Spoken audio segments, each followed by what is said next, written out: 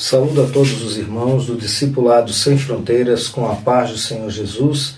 Estamos aqui nesta oportunidade para falarmos um pouco mais da Palavra do Senhor, trazendo aqui um tema muito maravilhoso, a qual iremos aqui abordar em poucas palavras, mas trazendo algo que venha a ser consolador da parte do Senhor, que é um assunto que julgo eu de extrema importância para aqueles que são leitores, estudantes da Palavra do Senhor, da Palavra de Deus, das Escrituras Sagradas.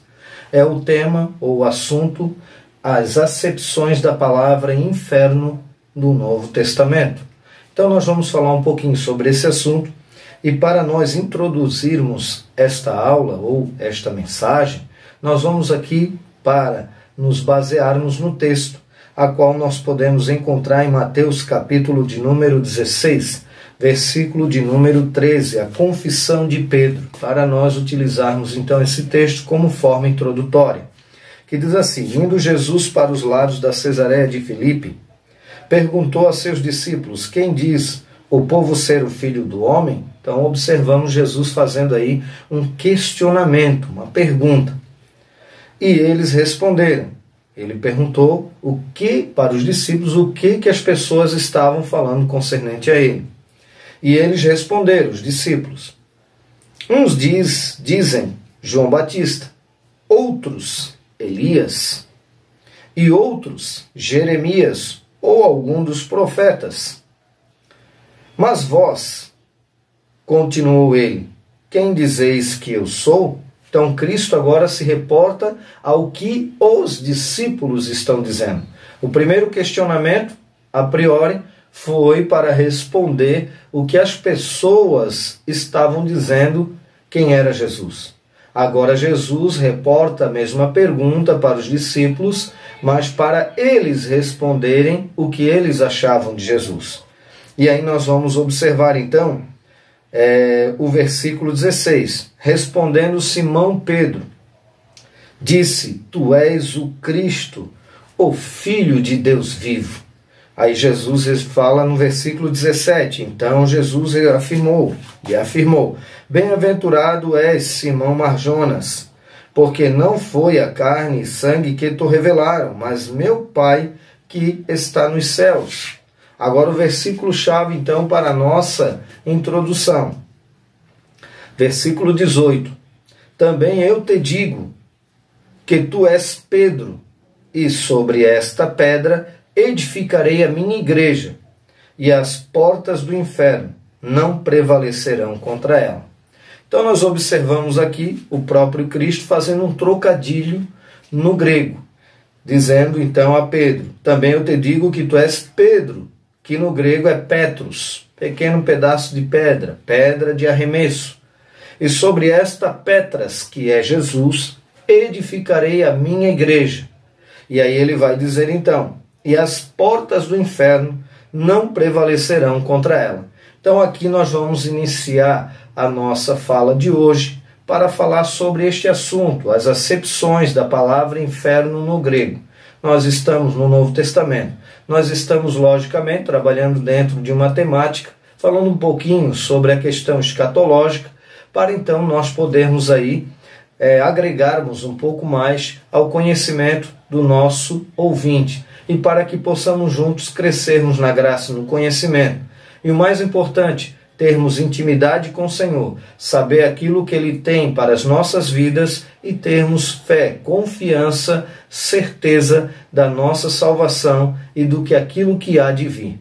Com isso, nós observamos então Jesus respondendo: as portas do inferno não prevalecerão contra a minha igreja.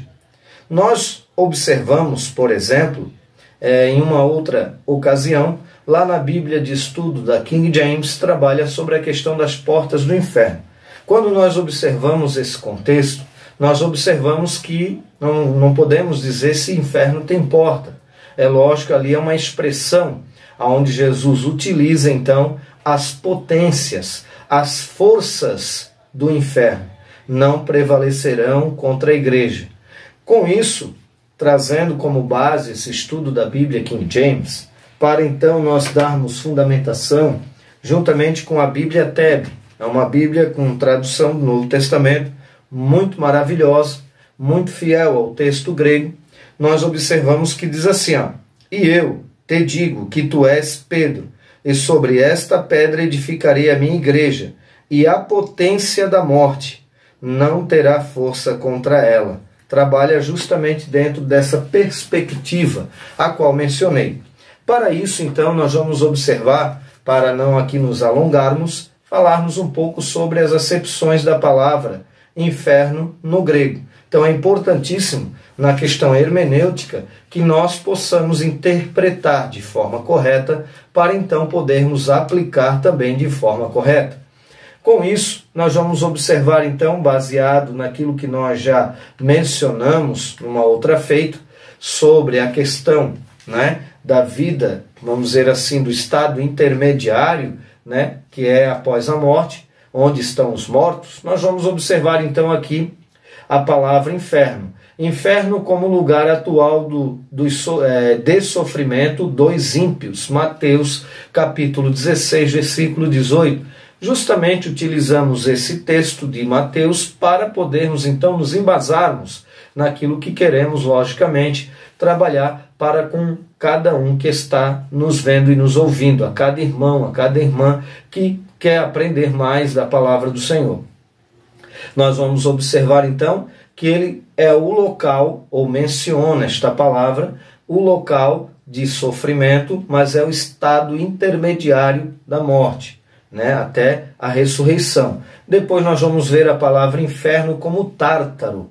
Essa palavra inferno como tártaro só aparece em 2 Pedro 2:4, que é, na verdade, um local onde alguns demônios, tal a sua ferocidade, estão ali aguardando para um dia, o dia do juízo, e até mesmo por questões escatológicas, a Bíblia menciona lá em Apocalipse que alguns serão soltos, para poder atingir aqueles que estão na terra na grande tribulação. Mas ela aparece somente uma vez. Depois nós vamos ver a palavra inferno como Geena ou Guina, Alguns interpretam ou mencionam a expressão Guina, mas se escreve ali Geena. O castigo eterno, lago de fogo. Mateus 10, 28. Então, esta expressão que está em Mateus 10, 28, Jesus então está falando ali que pode matar o corpo, mas não pode fazer nada com a alma. Antes temei aquele que pode matar o corpo e lançar a alma no Geena ou Guina. Essa palavra Geena, ela deriva do termo lá do vale do filho de Rinom, ou dos filhos de Rinom do Antigo Testamento. Era um local onde muitos reis que se afastaram de Deus matavam seus filhos e alguns até mesmo sacrificaram a Moloque. E para com isso, então, no Novo Testamento, esta palavra Geena ou Guina, ela na verdade deriva então deste termo do Antigo Testamento, sendo que no Novo nós podemos observar que era o lixão de Israel, local aonde Jesus também utilizou para falar sobre o inferno, trabalhando questões corriqueiras do dia a dia para explicar verdades espirituais. E com isso, o próprio Cristo diz então que o fogo nunca se apaga e o bicho nunca morre, devido, logicamente, ao acúmulo de resíduos, por ser o lixão de Israel, e segundo alguns lugares, por exemplo, na nossa região onde eu moro, também tem um lixão que quando você observa o fogo nunca se apaga, porque devido aos resíduos ele libera um gás, com o calor do sol fica sempre um fogo constante, e aonde tem lixo, logicamente, tem ali algum tipo de inseto, tem algum tipo de bicho, onde o fogo nunca se apaga e o bicho nunca morre. Logicamente, Jesus estava utilizando de questões do cotidiano, algo que eles poderiam observar e com isso aplicar então verdades espirituais. De igual forma, então, nós podemos ver que este local, ele é na verdade o lago de fogo, aonde será lançado então ali o inferno, que seria o lugar intermediário, que também é chamado de inferno devido às traduções, às palavras na sua acepção no grego. Com isso nós podemos observar, por exemplo, do texto a qual nós introduzimos esta mensagem, podemos observar que a palavra inferno, por exemplo, em Mateus 16:18, é o Hades, que é bem conhecida e é a palavra que vai corresponder ao Sheol no hebraico, trabalhando o que? A questão da mansão dos mortos, né? E aí nós observamos então que agora Jesus levou ao alto cativo o cativeiro, Efésios 4:8, e deu dons aos homens. Com isso, logicamente, o local onde é chamado de inferno, que é um lugar intermediário, que será lançado no lago de fogo e enxofre, que é chamado de inferno também, que é o Geena, nós observamos que são palavras gregas que na nossa tradução da Bíblia estará escrito inferno. Para com isso, então, nós observamos, né, o inferno, o Hades, foi lançado no lago de fogo, Apocalipse capítulo 20, versículo 14. Então nós vamos ver a palavra Hades, Sheol no hebraico, vamos ver Hades no grego, que corresponde ao Sheol, vamos observar a palavra, por exemplo, Tártaro, que é o abismo, onde alguns demônios estão, né, trancafiados, estão ali amarrados, né, presos, vamos dizer assim, como a Bíblia menciona, para, né, um momento específico escatológico e talvez também devido à sua ferocidade. Com isso, também nós observamos a palavra Geena, né, a qual já mencionamos aqui, e a Bíblia então nos mostra todos os ímpios e os anjos caídos e seres espirituais da maldade serão lançados e julgados e lançados no Geena, ou Guina, como mencionamos aqui, vez por outra, né? Então, essa seria a nossa, vamos dizer assim, o nosso estudo de hoje. Espero que você tenha gostado e, com certeza, nós precisamos sempre aprendermos mais. É lógico que o Senhor Jesus, quando ele ensinava, e aí nós observamos os escritores do Novo Testamento, eles escreveram, por exemplo, o Hades, que é uma palavra que na mitologia grega era o deus do submundo, com um pensamento judaico-cristão principalmente, para trazer então aqui dentro de uma questão etimológica, das acepções da palavra inferno, para mostrar para mim e para você, que ainda que existia um local onde era o lixão de Israel, Jesus o comparou como metáfora, trabalhando logicamente a ideia do sofrimento eterno. E que nós possamos juntos sempre estarmos firmes e constantes na obra do Senhor, sabendo que é o Senhor que está na nossa vida e que está com certeza dando a salvação através do seu sacrifício na cruz do Calvário. Espero que de alguma forma possa ter agregado a sua vida e que o Senhor possa acrescentar ao meu e ao seu coração para a glória do nome do Senhor. Que Deus abençoe a todos no nome de Jesus. Amém.